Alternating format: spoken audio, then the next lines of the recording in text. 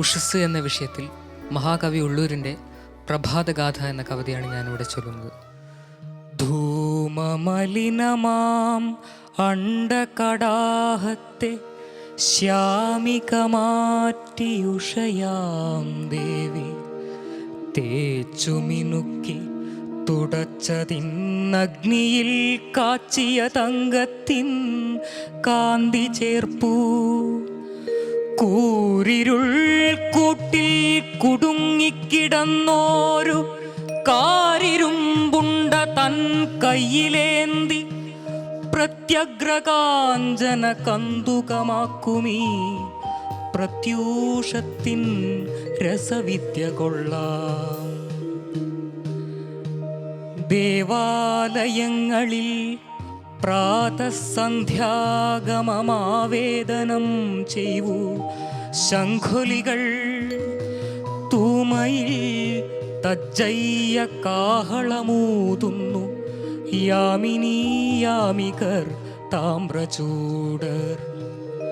നീടനികട നിബദ്ധരായി നിൽക്കാതെ പാടവം പൂണ്ടു പറന്നു പൊങ്ങി ഗാനപീയൂഷം പൊഴിക്കുന്നു ലോകത്തിൻ ആനന്ദദായികൾ പൈങ്കിളികൾ.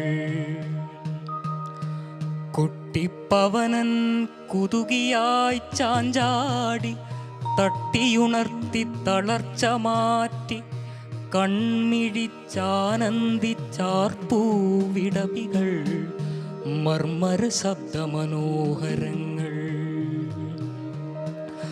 അക്ഷയ്യമോരോന്നും സ്വാതന്ത്ര്യമായിടും ത്രക്ഷരീ മന്ത്രമുരുക്കഴിപ്പൂ. ആ നവ്യഗായത്രി മാറ്റൊലിക്കൊള്ളുന്നു വാനിലും മുന്നിലും മേൽക്കുമേലെ.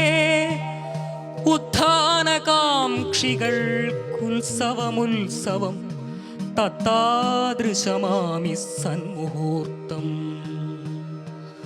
മൂരിനി വരുവിൻ മുന്നോട്ടു പോരുവിൻ പാരിന്നിതല്ലോ സുവർണകാലം. മൂരിനി വരുവിൻ മുന്നോട്ടു പോരുവിൻ പാരിന്നിതല്ലോ സുവർണകാലം.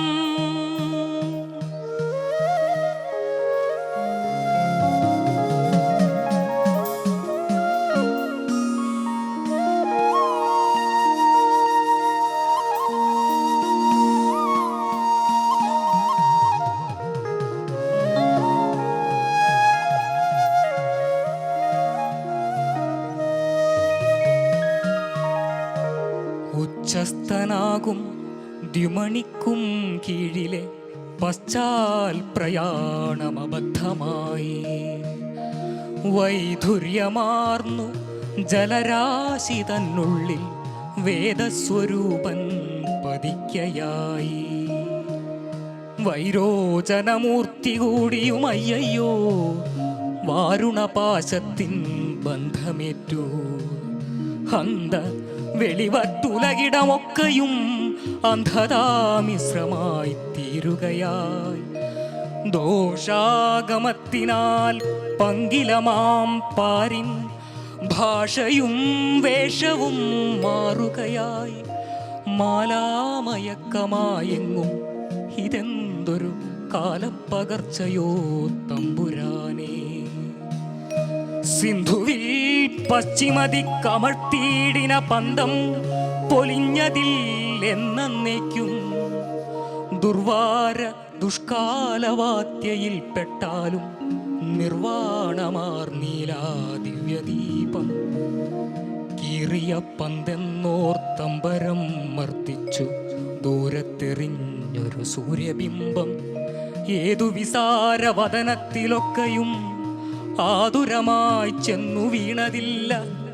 എന്നാലും വിട്ടില്ല പുണ്യാത്മാവ് ഉദ്യോഗസുന്ദരമാം തൻ സ്വയം പ്രകാശം. മുന്നോട്ടു ചാഞ്ഞുപോയി പൂർവാദ്രിശൃംഗത്തിൽ ചെന്നെത്തി നിൽക്കയായി ധീരധീരം. കാലം വനൗകസായി തീർത്തോരവിടേക്കു ലീലയിലം ബുധിലഖ്യമായി ശ്ലാഘ്യപ്രകാശമാമിത്രമണ്ഡലം ആർക്കു ഘടദീപമാക്കി നിർത്താം. ശ്ലാഘ്യപ്രകാശമാം ആ മിത്രമണ്ഡലം ആർക്കു ഘടദീപമാക്കി നിർത്താം. വൻതമ പങ്കത്തിൽ നിന്നീ മനോജ്ഞമാം ചെന്താമരപ്പൂ വിരിഞ്ഞുവല്ലോ. ചേണുട്ട പൗരുഷമീ മലമേലൊരു മാണിക്യമാളിക തീർത്തുവല്ലോ. ഉൽഗതിലാക്കാക്കി ജന്മം നയിക്കുകിൽ സ്വർഗത്തിലെത്തും പിപീലികയും. വ്യർത്ഥമാമോ യോ യശ്രദ്ധസ്സ ഏവസ ഇത്യാദി ഗീതാചാര്യോപദേശം.